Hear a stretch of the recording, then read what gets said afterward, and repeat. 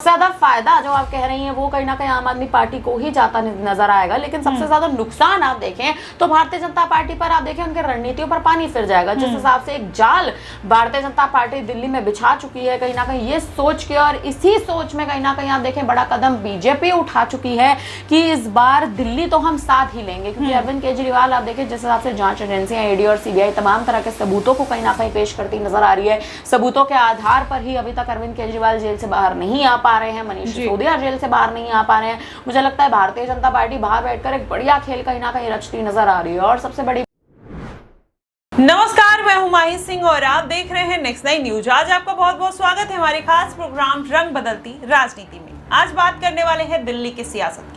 दिल्ली में अरविंद केजरीवाल तिहाड़ जेल में बंद है। लगातार ये प्रयास कर रहे हैं कि वो दिल्ली के तिहाड़ जेल से बाहर कब आएंगे, लेकिन अभी उनके आने की संभावना कुछ कम ही नजर आ रही है। लेकिन 29 जुलाई को उनके याचिका पर सुनवाई है। देखना दिलचस्प होगा कि क्या अरविंद केजरीवाल को राहत मिलेगी। वहीं मनीष सिसोदिया की भी 29 जुलाई को सुनवाई है। ऐसे में अगर दोनों जो यार हैं, दोनों दोस्त कह लीजिए, अगर एक साथ ही बाहर आते हैं तो कहीं ना कहीं आम आदमी पार्टी के लिए एक बड़ी राहत की खबर होगी और विधानसभा चुनाव में अरविंद केजरीवाल का तब जीतना तय माना जा सकता है। लेकिन ये समीकरण जो बन रहे हैं क्या इतने आसान है? भारतीय जनता पार्टी भी लगातार मैदान में है और इस बार का लोकसभा चुनाव जीतने के बाद वो यही चाहती है कि इस बार के विधानसभा चुनाव को किस तरीके से साधा जाए। ऐसे में अगर देखा जाए तो भारतीय जनता पार्टी की और राज्यों में हालात अब इतने अच्छे नहीं दिखाई दे रहे हैं। ऐसे में दिल्ली को साधना कहीं ना कहीं बेहद अहम माना जा रहा है।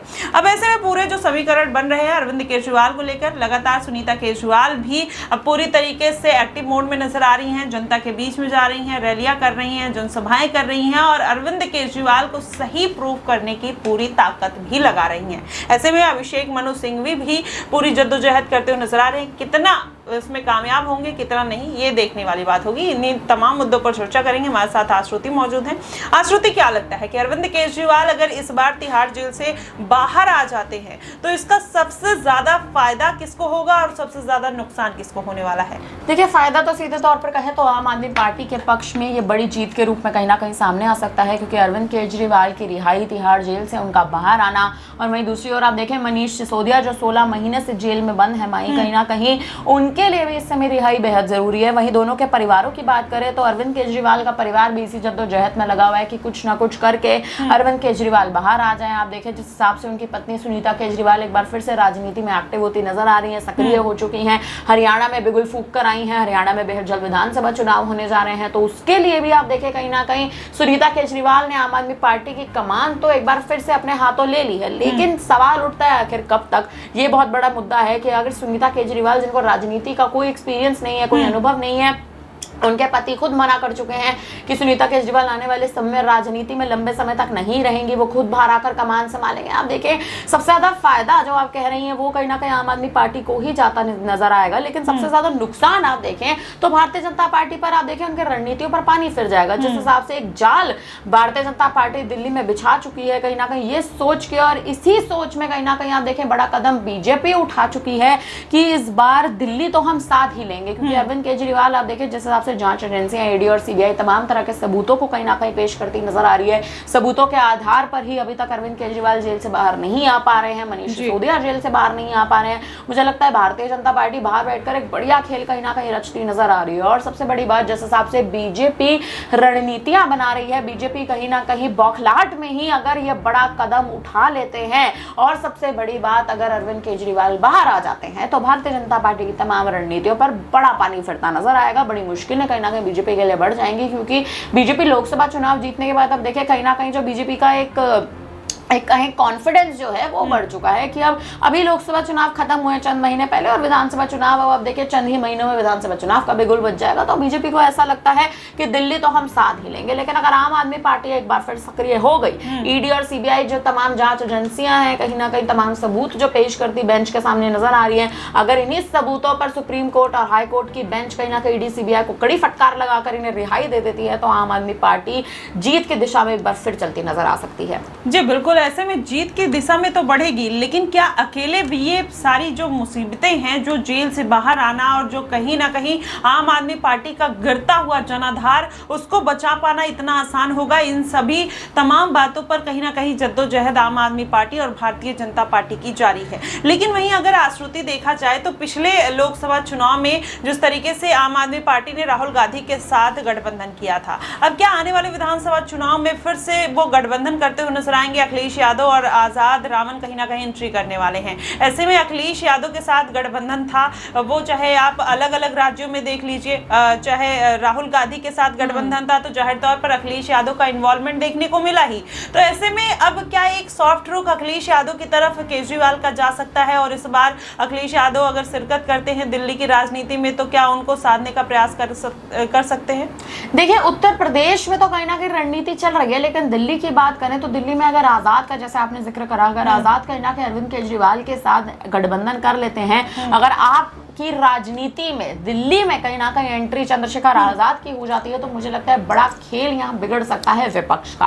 विपक्ष आप देखिए, कहीं ना कहीं विपक्ष में भी अगर आप जिक्र करें तो अखिलेश यादव और राहुल गांधी का, क्योंकि उत्तर प्रदेश के बाद अब अखिलेश यादव दिल्ली में भी अपनी साख जरूर जमाते नजर आएंगे। और कहीं ना कहीं आप देखिए, कांग्रेस तो अपने प्रत्याशी उतारेगी। जिस हिसाब से इस बार आप देखें कन्हैया कुमार को लोकसभा चुनाव में मौका दिया गया था, मुझे लगता है एक बार फिर विधानसभा चुनाव में उन पर दाव यहाँ पे चला जा सकता है किसी सीट पर। और अगर दिल्ली में किसी सीट पर कन्हैया कुमार को अगर उतार दिया जाता है, तो मुझे लगता है आप देखिए कहीं ना कहीं कांग्रेस के दिल्ली के लिए मुख्य चेहरे बने हुए हैं और कन्हैया कुमार उस सीट से जीत भी दर्ज कर लेंगे। लेकिन वहीं आप देखिए जो गठबंधन हो रखा है सपा और कांग्रेस का, जिस हिसाब से आप देखिए उत्तर प्रदेश में अंतरकला चल रही है, ये अंतरकला दिल्ली में ना आ जाए। आपको बता दें, दर्शकों को जानकारी दे दें कि उत्तर प्रदेश में बड़ी अंतरकला कहीं ना कहीं चल रही है अखिलेश यादव और कांग्रेस, अखिलेश यादव और राहुल गांधी के बीच में, यानी सपा और कांग्रेस के बीच में। और उसी अंतरकला का सुलझान कहीं ना कहीं प्रियंका गांधी कराती नजर आ रही है। इसी के चलते तमाम मीटिंग्स आप देखिए उत्तर प्रदेश में कहीं ना कहीं विपक्षी गठबंधन में ही होती नजर आ रही है। और सबसे बड़ी बात, अगर अंतरकला की बड़ी वजह राहुल गांधी या अखिलेश यादव का एक तरह से अगर आप कहें तो उनका जो कॉन्फिडेंस है, अगर वो हार की बड़ी वजह बनता है, तो उसका कहीं ना कहीं जो एक उस पर जो एक पूरा फायदा है उसका, वो चंद्रशेखर आजाद उठाते बिल्कुल नजर आएंगे। और आजाद कहीं ना कहीं दिल्ली की राजनीति में एंट्री कर सकते हैं। उसका कारण ये भी है क्योंकि चंद्रशेखर आजाद अपना जनाधार मजबूत करना चाहते हैं। उत्तर प्रदेश में पहले ही मजबूत कर रखा है, एक सीट से जो भले ही आप जीत दर्ज करे हैं, लेकिन वो एक सीट का जो दबदबा है और सबसे बड़ी बात जो गूंज है आपकी जीत की, वो पूरे उत्तर प्रदेश में गूंज रही है। आप बतौर सांसद शपथ ले चुके हैं, तो अब आप तमाम राज्यों में अपने प्रत्याशियों को भी विधानसभा चुनाव में उतारेंगे। दिल्ली में गठबंधन में अगर उतरेंगे, मुझे लगता है आजाद के लिए रास्ता कहीं ना कहीं साफ हो जाएगा, लेकिन विपक्ष के लिए मुश्किलें बढ़ जाएंगी। जी बिल्कुल। ऐसे में अरविंद केजरीवाल के आने वाले दिनों में अखिलेश का रुख करेंगे या फिर चंद्रशेखर आजाद का, ये तो आने वाले दिनों में पता ही चल जाएगा। लेकिन अगर इस बार के विधानसभा चुनाव और रणनीति की बात किया जाए, तो अरविंद केजरीवाल किस तरीके की रणनीति आश्रुति बनाने की कोशिश करेंगे? क्या अगर वो जेल से बाहर नहीं आते हैं तो सुनीता केजरीवाल को आगे कर सकते हैं या संजय सिंह को आगे कर सकते हैं? वो कौन प्रमुख चेहरा होगा इस बार के विधानसभा चुनाव में जो स्टार प्रचारक की तरह पूरी कमान संभालता हुआ नजर आ सकता है? देखिए, मुझे लगता है अगर चंद्रशेखर आजाद कहीं ना कहीं आम आदमी पार्टी के साथ गठबंधन कर लेते हैं, तो अखिलेश यादव के लिए बड़ा झटका होगा। लेकिन अगर आप आम आदमी पार्टी की बात करें, तो आम आदमी पार्टी की ओर से सुनीता केजरीवाल चुनाव प्रचारक के लिए एक स्टार प्रचारक के रूप में कहीं ना कहीं सामने आ सकते हैं। इंडिया गठबंधन की बात करें, अखिलेश यादव और राहुल गांधी का जो गठबंधन कहीं ना कहीं अगर दिल्ली तक भी यह गठबंधन टिकता है, जो इंडिया गठबंधन पूरे देश में कहीं ना कहीं साख जमा रहा है, यूपी में अंतरकला है, दिल्ली में अगर ना हो और दिल्ली तक अगर एक गठबंधन चला जाए, तो मुझे लगता है यूपी के दोनों भाइयों का जो जादू है वो दिल्ली में भी देखने को मिलेगा। यानी राहुल गांधी और अखिलेश यादव खुद चुनाव प्रचार की कमान कहीं ना कहीं मुझे लगता है संभालते नजर आ सकते हैं। माई जी बिल्कुल। अब देखना दिलचस्प होगा कि क्या वाकई में अरविंद केजरीवाल इन सारी रणनीतियों को फॉलो कर पाएंगे, या फिर जो पूरी जद्दोजहद चल रही है कि इस बार के विधानसभा चुनाव से पहले वो जेल से बाहर आ जाएं और किसी भी गठबंधन की जरूरत ना पड़े। क्योंकि अखिलेश यादव के साथ